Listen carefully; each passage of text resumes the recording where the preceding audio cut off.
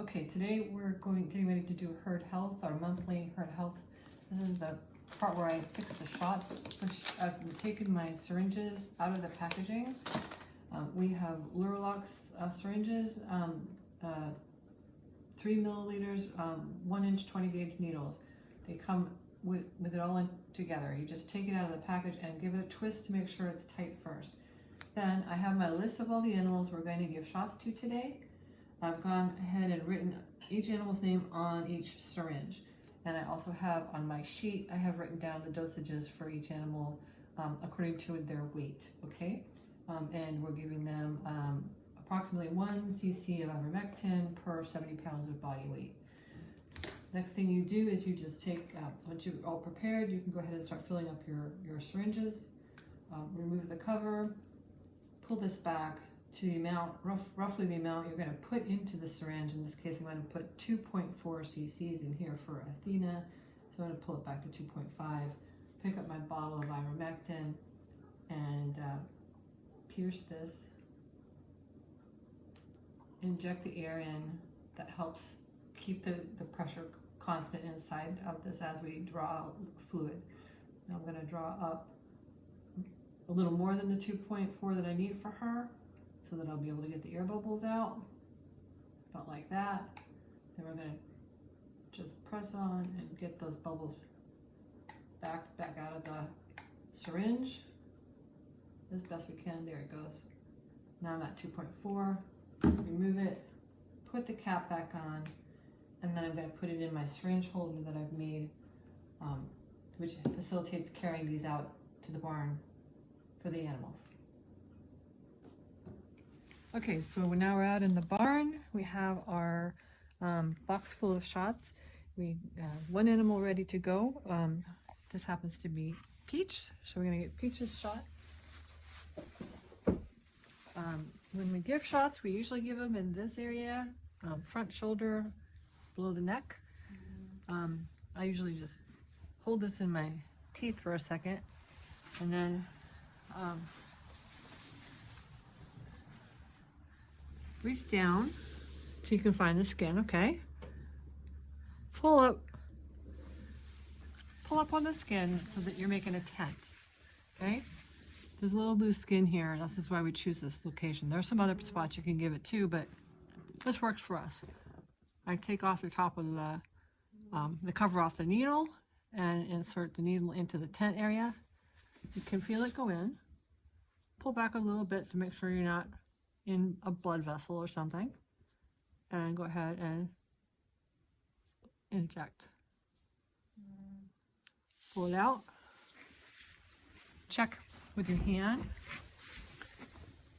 just to see that you got it in there. If your hand comes back all wet, you know you kind of missed and maybe went right through the skin, in which case you just need to give her another shot.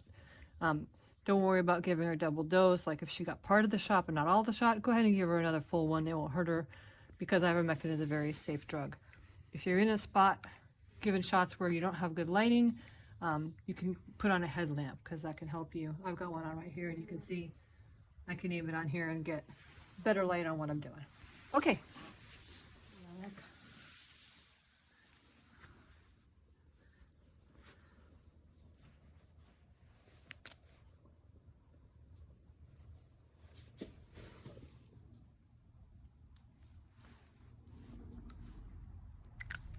And then I put these over here in my bin. Okay, now we're going to give a shot to Lumi. It's a little easier to see on her because she's white maybe. You see her skin. Pull up, make a little tent, insert the needle, pull back just a little bit to check if it's fine. Go ahead and inject. Pull it out.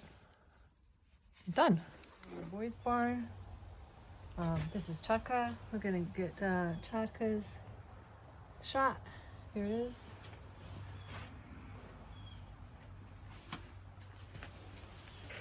I usually just hold this in my teeth for a second. I look through his fiber up here by his shoulder, pull and make a tent.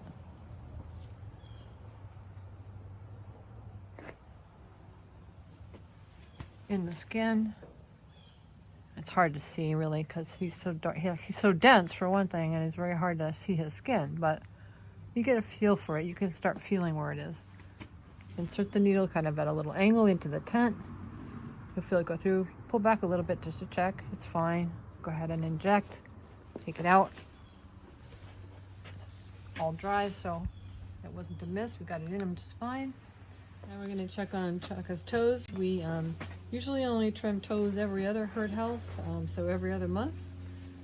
It's only been 1 month, and he probably won't have much growth, but we'll check him. Usually want to wear gloves when we're trimming toes. We say stand, and then we say foot. Pick up the foot. Take a look at this. See if it needs any trimming. It doesn't need much, as you can see. You just want it level with the pad, okay? We're using basically goat hoof trimmers or sheep hoof trimmers. Same thing. Just be careful not to cut into his pad, but keep his little toenails level, okay? He really doesn't need much at all. You don't want to go too deep. You could make him bleed. If you do make him bleed a little bit, don't worry. It won't be a problem. Just leave him alone. It'll stop. Okay. Okay. We're out in the pasture with these these mature males, and this is Odie. We're gonna trim his toes. Hey, or we're gonna check him at least. Odie, foot. So Odie is one of those guys who goes down.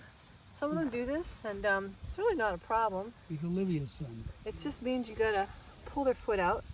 Come up close and you can see. Let's see what we got here. So he has a little bit of growth that you might want to trim off. He doesn't have a lot. I think we just did it a month ago. The lighter toed animals seem to grow a little faster than the darker toed animals.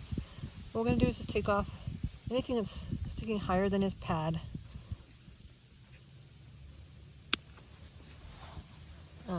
With these little goat hoof shears. Sometimes you can stick your foot in between his leg, sort of brace it so you can't tuck it back under his body before you're done.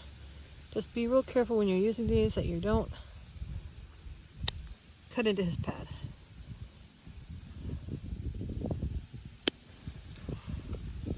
You can see their toes can be pretty tough sometimes. They're not too bad actually because they've been out on damp grass. Tough toes are why you're wearing gloves. Otherwise, the clippers can be hard on your hands. Yeah, I always wear gloves when I'm trimming toes. If you want, you can take off the little sharp edge on the front. So that looks pretty good. And now I'll show you. We'll try to dig out one of his back feet. He's one of these guys who doesn't want to stand for his footwork. Just kind of, and he's gonna roll away from me, trying to get away. We're gonna like roll him back, pull his leg out, reach under there, find his foot, and pull it to the back. And there we have it.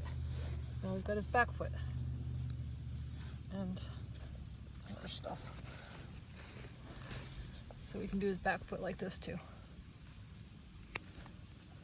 It's actually not bad when they lie down. It's actually better than having them jumping around. Some animals stand very beautifully. Others just want to lay down because they don't like what we're doing, but they're kind of passive about it.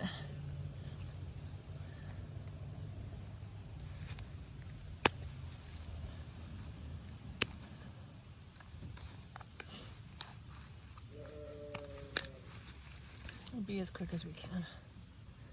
You be careful when you're cutting back this way. When you're cutting back this way, there's a possibility you could hit his pad, and you don't want to do that. So be very cautious if you do that. I do it sometimes, but I am trying to be super careful. Okay, there we have it. That's good.